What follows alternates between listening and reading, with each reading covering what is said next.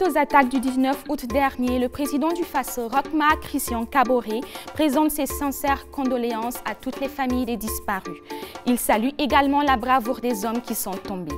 Il demande à l'ensemble du peuple burkinabé de s'unir afin qu'au bout de cette épreuve, le Burkina Faso triomphe. Les Jeux africains se tiennent cette année au Maroc du 19 au 31 août. L'occasion pour les jeunes sportifs du continent de faire valoir leurs talents. Les étalons footballeurs, après un match nul contre le Nigeria, ont défait hier les Lions de l'Atlas du Maroc. Ils sont à un trou des demi-finales. Bonjour et merci de suivre le 12h50 de LCA, la chaîne africaine de télévision.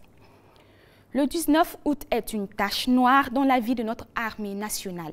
Ce sont là les propos du chef de l'État, Roch Marc Christian Kaboré. Il s'est adressé hier à la nation, exprimant sa détermination à vaincre l'ennemi, pas seul, mais avec tout le peuple burkinabé à ses côtés. Suivez plutôt.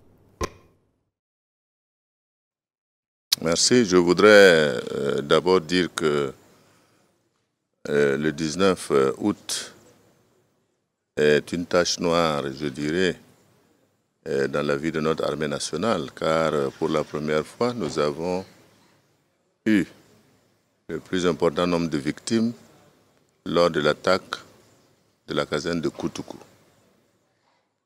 Le bilan que nous pouvons faire à ce jour, c'est qu'il y a eu 24 morts, 7 blessés et 5 autres soldats qui sont recherchés. Comme vous le constatez, c'est un bilan qui est lourd. C'est un bilan qui nous interpelle. C'est un bilan qui nous attriste, aussi bien au niveau du peuple burkinabé de façon générale qu'au niveau du gouvernement en particulier. Je voudrais à ce stade saluer et présenter mes sincères condoléances à toutes les familles qui sont concernées. Je voudrais également saluer le martyre de ces hommes qui se sont battus dans le cadre de la défense de la patrie.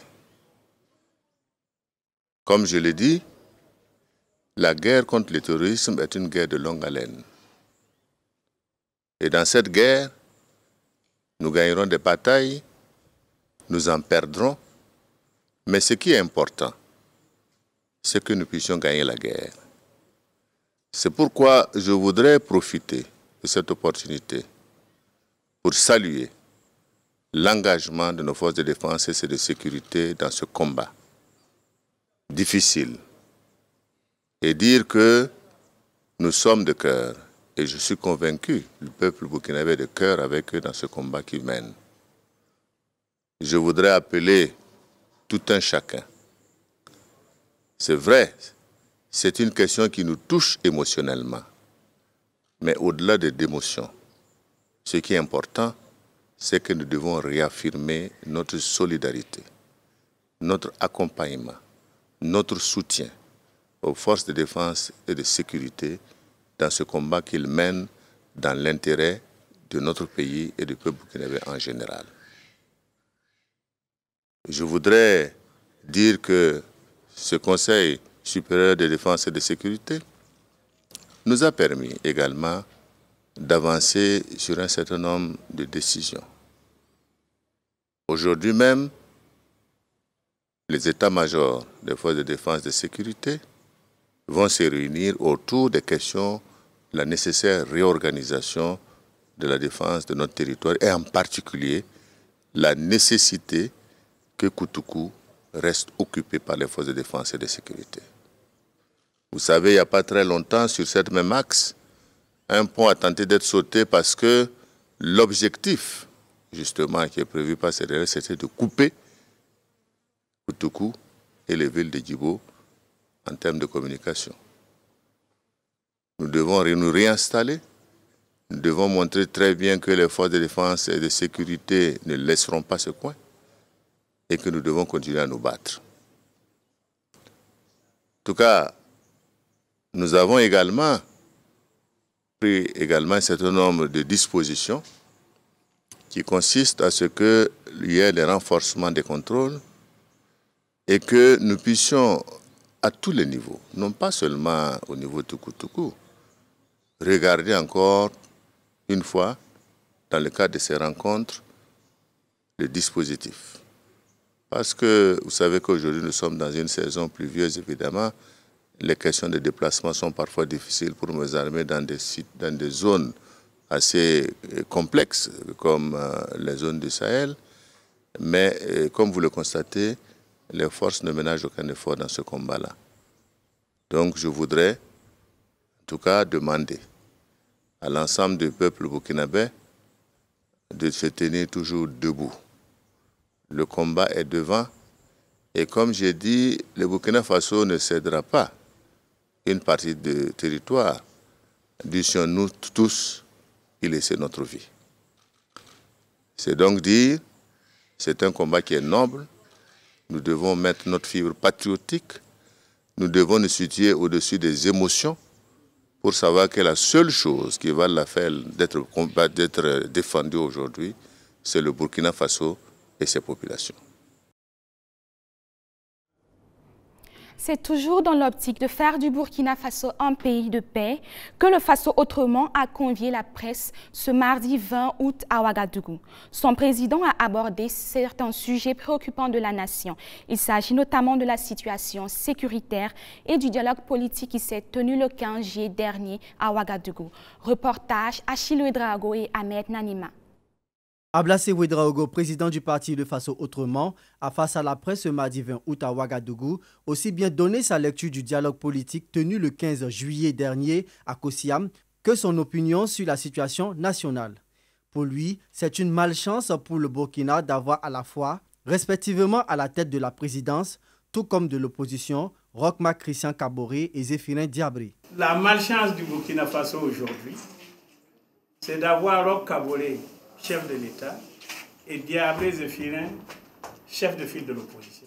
Voilà un tandem qui bloque le redressement du Burkina Faso. Selon Ablassé Ouedraogo, l'intérêt général de la nation doit prévaloir sur l'intérêt personnel. Il faudrait qu'on se réveille et qu'on mette le pays dans le cœur, on mette l'intérêt général au-dessus des intérêts personnels et particuliers pour que la nation burkinabé bénéficie de la gouvernance qui est là.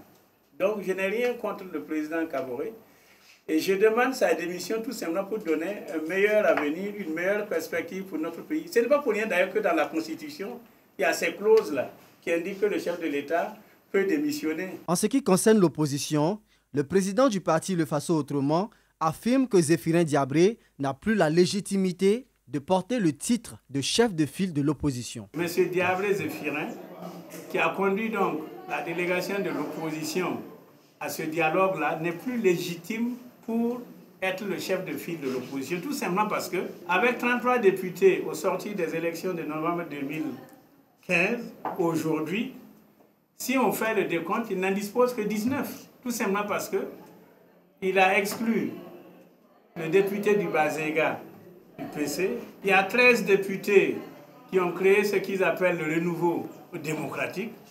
Et ce groupe de 13 députés, nous le savons tous, soutient le pouvoir, vote les lois du pouvoir contre l'avis de l'UPC. La solution pour Ablassé Ouedraogo, afin de venir à bout de la crise que connaît le Burkina Faso, est un dialogue national inclusif. La crise est au-delà des compétences des politiciens. C'est pour cela que nous disons que ce dialogue politique n'avait pas lieu d'être. Il aurait fallu que le président Kaboré prenne son courage et enclenche un dialogue national qui est ouvert, qui est inclusif. Un dialogue national avec l'ensemble des composantes de la société burkinabé. C'est ce que nous lui demandons. Cet entretien d'Ablassé Ouedraogo avec la presse intervient après l'attaque du détachement militaire de Koutougou dans le Soum. Le Conseil national de secours d'urgence et de réhabilitation, le CONASUR, ne déroge pas à la règle. Il interpelle le gouvernement et les acteurs humanitaires. D'où le thème « Assistance humanitaire dans un contexte de crise sécuritaire au Burkina Faso, défis et perspectives ». Et c'est lors de sa 12e session ordinaire qu'il a fait le bilan de l'année 2018. Elle s'est tenue hier à Ouagadougou. Constantin Sieda et Oumou Konaté. Réfléchir sur le contexte humanitaire qui prévaut au Burkina Faso, c'est ce qui a motivé le thème de la 12e session ordinaire du CONASUR, qui est assistance humanitaire dans un contexte de crise sécuritaire au Burkina Faso, défis et perspectives. Les participants vont se pencher sur le bilan de l'année écoulée, un bilan lourd selon Marie-Laurence Ilboudo, présidente du CONASUR. L'année 2018 a été marquée par des mouvements massifs de population à l'intérieur du pays suite aux attaques et aux menaces terroristes dans les régions du centre, du Sahel, du Nord et du Centre-Nord. En fin décembre 2018, on dénombrait 47 826 personnes déplacées internes. Une situation qui est là, donc il faut la gérer convenablement. La positive attitude d'Am Ilboudo en a fait son chemin de bataille. Moi, je suis de ceux qui pensent que le Burkina Faso s'en sortira. Je suis de ceux qui positivent et je suis convaincu qu'avec l'énergie que nous allons mutualiser, avec une volonté commune, nous y arriverons. Pouvoir coordonner et répondre aux besoins sur le terrain, c'est le défi majeur que se fixe le CONASUR. Tous les Burkinabés devront être traités au même pied d'égalité. Mais le plus important pour nous aujourd'hui, c'est la participation des populations afin de nous alerter sur des poches que nous aurons oubliées. Parce que parfois, il y a des personnes qui passent entre les mailles et nous pouvons les prendre en compte après. Le Conseil national de secours d'urgence et de réhabilitation CONASUR se réunit une fois par an en session ordinaire et chaque fois que le besoin se fait sentir en séance ordinaire sur convocation de son président. Ouverture d'un concours sur mesure nouvelle spéciale à l'endroit des enseignants du programme Emploi Jeunes pour l'éducation nationale, le PJN, une mesure qui verra le jour en septembre de cette année. Le ministre en charge de l'Éducation nationale, Stanislas Ouaro, a lancé ce lundi 19 août à Ouagadougou les travaux relatifs à l'organisation du test d'intégration des enseignants, le PJN. Achille Ouedraogo et Ahmed Nanema nous en disent plus. Le test d'intégration tant attendu en faveur des enseignants du programme Emploi Jeunes pour l'Éducation nationale, le PJN, verra bientôt le jour. Les ministères en charge de l'Éducation nationale, de l'économie et des finances, ainsi que la fonction publique, sont en séance de travail pour l'organisation d'un concours direct sur mesure nouvelle spéciale pour le compte des bénéficiaires du PJN. Les travaux ont été officiellement lancés ce lundi 19 août à Ouagadougou par le ministre en charge de l'Éducation nationale, Stanislas Ouaro. C'est donc pour réaliser cet engagement du gouvernement que le ministère en charge de l'Éducation, gestionnaire de ce programme, met en place ce groupe de travail afin d'élaborer les 10 documents nécessaires à l'organisation du concours qui permettra d'intégrer les lauréats dans la fonction publique. Je déclare installé le groupe de travail chargé de produire les documents relatifs à l'organisation d'un concours direct de recrutement sur mesure nouvelle spéciale des bénéficiaires du programme Emploi Jeunes pour l'éducation nationale. Ce sont plus de 1500 candidats qui prendront part au test d'intégration à la fonction publique réservé aux enseignants du PJN. On a à la date d'aujourd'hui autour de 1520 jeunes qui sont restés dans le programme et pour lesquels donc, nous nous préparons à organiser un concours d'intégration dans la fonction publique. Nous souhaitons organiser le concours avant la fin du mois de septembre parce que tous ceux qui seront donc admis à ce concours repartiront directement donc, dans les différents établissements comme donc, on va dire, professeurs de collège d'enseignement général ou d'enseignement technique selon la spécialité. Le nombre total des bénéficiaires du programme Emploi Jeunes pour l'éducation nationale est estimé à plus de 4000. Cependant, seuls les enseignants ayant accompli 3 années scolaires dans leurs fonctions et ayant au maximum 40 ans pourront participer au concours direct sur mesure nouvelle spéciale exclusivement réservé aux bénéficiaires du PJN. En cas d'échec, les candidats pourront participer au prochain test d'intégration à la fonction publique s'ils remplissent toutes les conditions requises. Ces travaux s'étendront sur 10 jours. Les conclusions devront fournir le budget prévisionnel de l'organisation du concours, un projet de communiqué précisant entre autres le nombre de postes à pourvoir, un document sur l'impact salarial des agents à recruter et un projet de rapport en Conseil des ministres. Tout autre registre, le sport. Aux Jeux africains de Rabat au Maroc, les étalons du Burkina Faso sont proches de la qualification pour les demi-finales. Ils ont battu hier le Maroc, pays organisateur, par 2-0. Le match s'est joué à Rabat. Notre envoyé spécial Salif Kaboré nous en dit plus.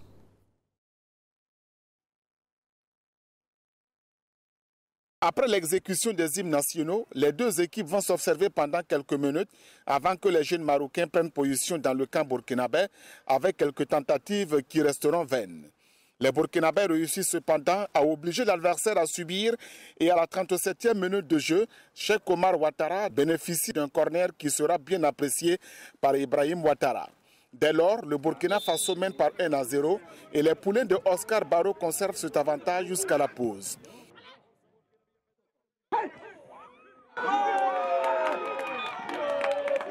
La deuxième mi-temps sera plus électrique puisque les Marocains tentent d'obtenir l'égalisation. Mais c'est oublier la détermination du Burkina Faso qui, à la 59e minute de jeu, la défense marocaine, appréciant mal la boule de cuir, permet à Elias Dianda de doubler la mise. C'est par ce score de 2-0 que l'arbitre somalien Artan Omar va renvoyer définitivement les deux équipes à la grande satisfaction de l'entraîneur du Burkina Faso.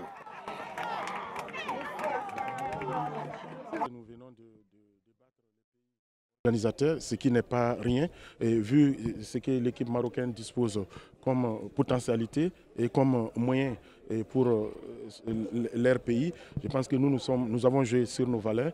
Ça a permis à ces jeunes-là de montrer qu'ils ont de la qualité, que nous avons de la valeur. Et c'est que je suis content pour mes jeunes parce qu'ils ont été très respectueux des consignes que nous leur avons données et pour aborder ce match parce que nous savons que nous avons des forces et nous nous sommes appuyés sur nos forces et nous sommes allés chercher ces résultats pour faire un grand pas vers la demi-finale. Une défaite certes, mais un match où l'entraîneur du Maroc félicite les étalons du Burkina. L'équipe du Burkina, je les félicite parce qu'ils ont mis en place un schéma tactique qui les a favorisés, surtout sur les contres. Ils ont eu 2 occasions, ils ont mis 2 buts.